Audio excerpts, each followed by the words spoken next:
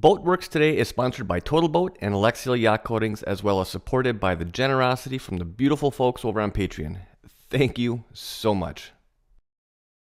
So, welcome back to the shop, everybody. Hope you're all doing well. My name is Andy with Boatworks Today, and this week, before we dive into this project, which is a 1972 Bertram Moppy 25, I want to give a little bit of an update and some background to let you know kind of some of the things like how I've got it, how long I've had it, what's been done up to this point, and what things look like moving forward. Now, I've been slowly picking away on this boat here for the last four-ish years, and progress has been real hit or miss. I would make a few steps, and then for reasons that I'll talk about here shortly, I ended up just kind of having to say, you know what, I'm going to put this on the back burner here for a little bit. I need to regroup. So because of that, because it's been so hit or miss, I want to bring everybody up on the same page, bring everybody up to speed, so that going forward here, we all know what the background and what the history is. So going back 13, maybe even 14 years ago now, I took this boat in as a partial barter towards another project that I was doing at the time. It was another Bertram, same owner, except I think that project was on a Bertram 28. And the goal for that was, the owner told me, just take the interior and wood it out, as in like W-O-O-D, like wood it out. And that's what I did. Now, keep in mind that while I was working on this project, this was long before even the initial concept of starting this channel. So I have a bunch of pictures, and unfortunately, there's no video, but I think you get the idea. Now, keep in mind, when this project first came into the shop, it was stock from the factory. You know, the classic plastic bulkheads and starboard, really nothing to make it stand out. So going into this, I was going to strip the boat and bring it back to bare bones and then rebuild everything using, I think I went with what's a wood that's called sapele, S-A-P-E-L-E, I believe. It's kind of like a cheater version of mahogany. It's not that classic Honduran mahogany, but it has that same type of texture and that similar type of appearance color-wise. Now, this particular sapele that I went with, it's quarter sawn, and when you quarter saw this wood, you get what's called ribbon stripe mahogany. Beautiful, beautiful stuff, and this project was a lot of fun, although come time for the finishing, it completely and totally kicked my ass. After all of the parts and pieces were cut and dry fit, and in total I want to say there was like 70 some pieces, some big, some small, but after all that was done, then it was time to move on to the finishing aspect of this, and that is what really brought things to a grinding halt. And the finishing schedule for this was very classic, very traditional. It's what the Hackercraft, Chris Craft, your old school wooden runabouts, this is the finishing schedule that they follow. So for this, after all of the wood stain was done and everything had a uniform appearance, then it came time for the varnish. So for the first 10 coats, I used Pettit, their 2015. And I use this primarily because of the high level of UV protection. After those 10 coats, then I followed that up with their Pettit, their 1015, mainly because the 1015 has a little bit harder film compared to the 2015, as well as a slightly higher gloss. Now, these old school traditional varnishes, they were nowhere near as user-friendly as what's available now, today. Just as a quick overview here, these traditional varnishes, you were able to make one application per day, and on 70 plus parts, that took all day. So you got one application per day. Following day, hopefully you were able to kind of sand everything down, which again, 70 some parts, that took all day. And then that following day after that, then you were able to do a quick clean and then apply a second coat or third coat, whatever it may happen to be. Now, if I had to do that project today, it would be so much more streamlined, mainly because of the products that are available now that just were not available back then. Specifically having the ability to do multiple coats per day. That would have been huge. So back then when I was doing this with the old Pettit products, which look great, by the way, they're very time consuming. That I had a month just in those 10 coats of varnish. If doing it today, I'll bet you if I were using Gleam, I probably could have gotten away with cutting that in more than half. But at that time, I don't think Total Boat was even a thing. So it is what it is.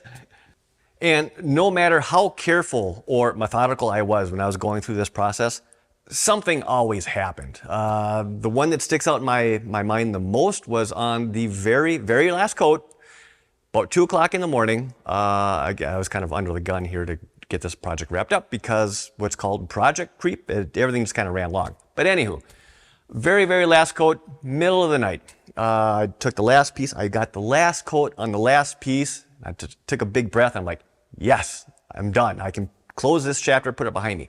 Well, that night we were having a thunderstorm, which, fine, no big deal.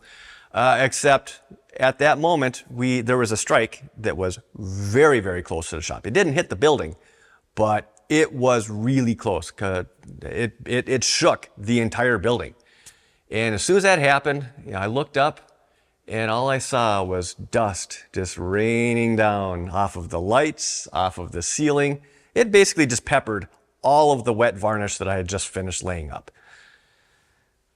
That is kind of a precursor as to how this project on this 25 has kind of been going.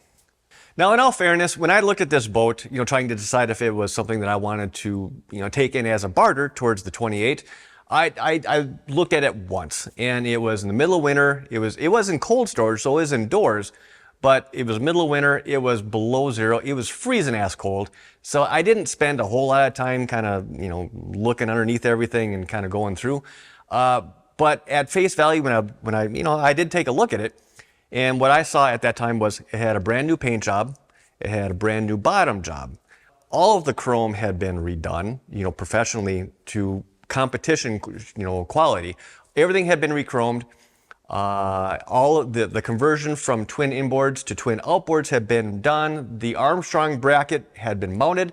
Now I've got receipts for all this. The Armstrong bracket alone was around $5,000. It also came with a brand new fuel tank that was ethanol safe. That tank was around $3,500, maybe pushing $4,000. So when you added everything up between the paint job, the bottom job, the bracket, the conversion, the tank, the previous owner had to have had over 20,000 into this. And I'm looking at this thinking, all I've got to do is just build out the interior. Now that is the one thing, the interior was gutted, but I saw that as a positive. All I had to do was build out the interior the way that I would like to have it done. I could pimp it out. I could do whatever I wanted to. It was a blank slate. That was very attractive to me. And that's what I thought I was getting into. So I happily agreed to take this in as a partial barter towards that 28. And I couldn't do anything with it at the time. I was still very much in the thick of doing contract work. So I bought it, but I had it. I brought it in and into storage it went. And I think it sat in storage for about 6, maybe even 7 years. I should add that the boat did not have any form of power. So it had no outboards, even though it had been converted for it. There were no outboards. The inboards that were here, like if I wanted to try and bring it back to twin IOs to keep it original, that wasn't an option either. So it didn't have any power, but whatever, a detail I can figure out down the road. So fast forward probably about 7, maybe even 8 years from that point, and I was doing a project for one of the county sheriff's departments. And the way that they do their budgeting is after so many years, I forget what it is, 3, 4, 5 years, just to maintain their budget, kind of use it or lose it kind of a deal, they upgrade the power for all of their fleets. And at that particular year, they were doing a repower on a Boston Whaler 25. Well, that had twin Honda 130s. Long story short, I worked out a deal with the county. Rather than saving them the hassle of putting these into auction and basically taking it in the shorts, getting pennies for the dollar on the value of those things, I saved them all that hassle and I still gave them pennies to the dollar. But now I had the power, or at least I had a couple of outboards. And my old shop neighbor, Paul, I should really touch base with him. I haven't talked to him all summer. But anywho, but Paul, he had installed those engines on the Whaler, and he had maintained them every year since they were brand new. So, and he had records of everything. I knew that they were in great shape. They were solid. On the fuel filter, last time that was done, or the oil filter, they were each around 1,000 hours, which, if it's properly maintained, isn't that much. So I knew I had a couple of solid engines. I now had the boat, and I was getting close to being able to have the time to actually pull the trigger and get started on this thing. Finally. Now, going back roughly 4 years ago, I was finally able to pull this thing into the shop and get started. And now keep in mind, this was really the first close look that I have had on this boat since I took it in on barter several years prior. And the closer I looked, the more I dug into this, the more kind of red flags I started to see. And, we've all heard the expression, the devil is in the details. That would be the understatement of the year for what I was finding. I'm not going to go off in the weeds as far as what all I ran into. I've got all that on video. I will put together a playlist. I'll have the link for that down below in the description if you wanted to go through and watch the playlist of all the work that's been done up to this point. But in summary, I had to completely rework the entire foredeck on this boat because of things like this. So a bunch of 1708 and fairing later, now she's pretty rock solid.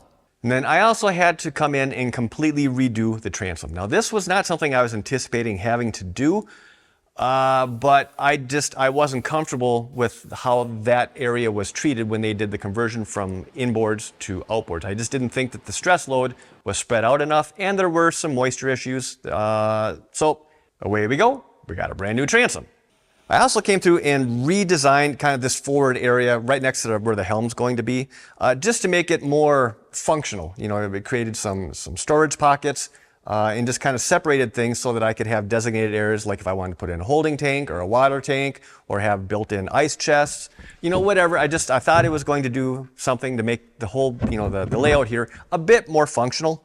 I also came through and built a bunch of knees, reinforced all the side decks, as well as created coverings for them. Now, I don't think I made any of the cutouts for the actual storage cubbies, not yet.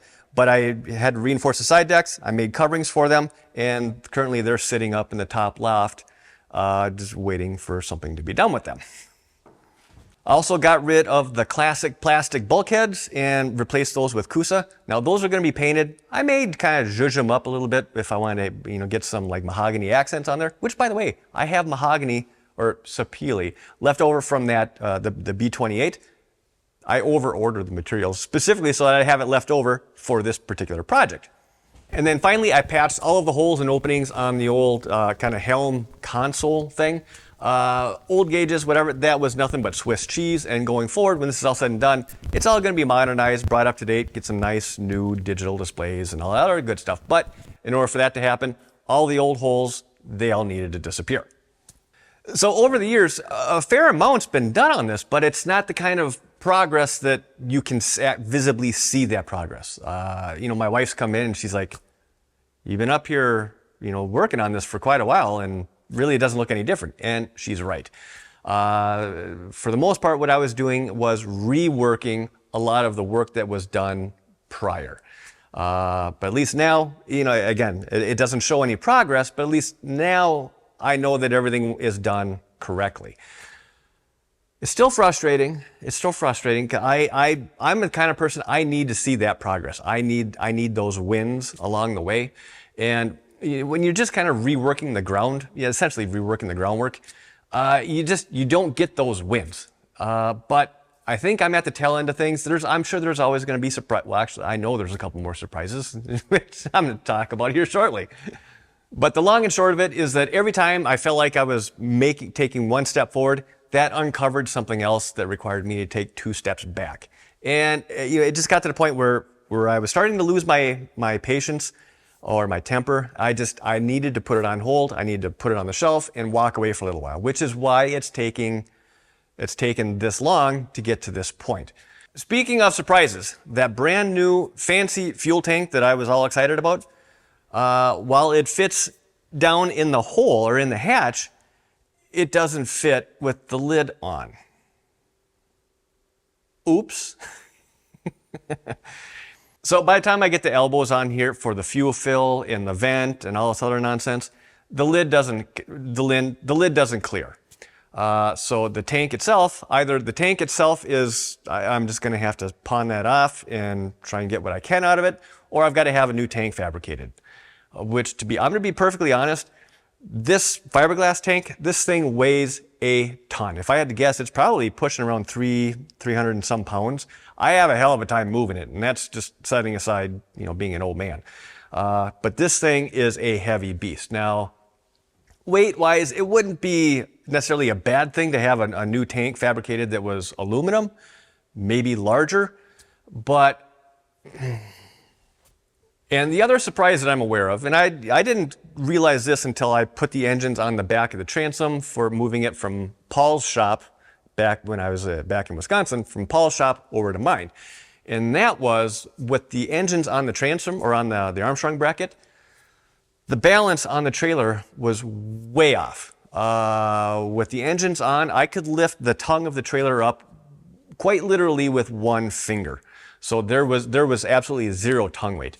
And looking over kind of how this trailer is set up, I think I can find a way to scoot the boat forward on the trailer, maybe about 4, 5, 6 inches, which that in and of itself, I don't think is going to do a whole hell of a lot. It also looks like I might have the option, or the possible option, of being able to move the axles or the tires, move those further back on the trailer. Again, another about maybe 6, 7, 8 inches. So in total, between the boat going forward and if I'm able to get those axles moved back, I might gain an extra foot, which I don't know what kind of tongue weight that's actually going to put on there. But if that doesn't cut it, then as far as I know, I'm kind of out of options here. And the last thing, at least that I'm aware of, that I'm a little concerned about is the actual location of the scuppers. Now, when this boat was original and it had the inboards, I believe those scuppers were just maybe an inch or so above the actual floating water line. Now, you take that weight and you transfer it back 4 feet and the engines are heavier. I don't know how the hull or the boat itself is going to actually float in the water. My luck, I'm going to go and do the test, and those scuppers are going to be right at or slightly below the water line, which means that all that water is going to backflow, and that's just not good. That's a good way to sink your boat in probably about 15, 20 minutes. But I don't know. That's just, I'm not going to be surprised if that's the case. But that is another unknown, which could really be a pain in the ass. I'm not going to sugarcoat it. There's no other way to do that. Now, in all fairness, the Armstrong bracket itself, it does have, because it's a sealed container, right? As long as it's watertight, there's enough flotation area inside that bracket to offset roughly the weight of one of the engines, which is around 400 pounds. I don't quite know that I'm going to buy into that one, but we'll see. But that's one of those things that I won't be able to know until right towards the very end. I'm not going to finish the interior until I do that float test, just because I don't want to, think that I'm about done and all of a sudden, no, I got to rip everything apart again. We'll see. Fingers crossed. Hopefully that's not the case. If anything, I suppose I could dump maybe 400 or 500 pounds up in the bow to make it sit a little bow down. I don't know. I'm just kind of throwing it out there as, kind of a funny haha. But I'm fully anticipating there being some issues with those scupper drains. And then lastly is getting the engines installed. Now the engines, I know absolutely nothing about. When I was back in my old shop in Wisconsin, my shop neighbor, Paul, he could have done this in his sleep. And he knows the quality. He knows how anal I am about these kinds of things.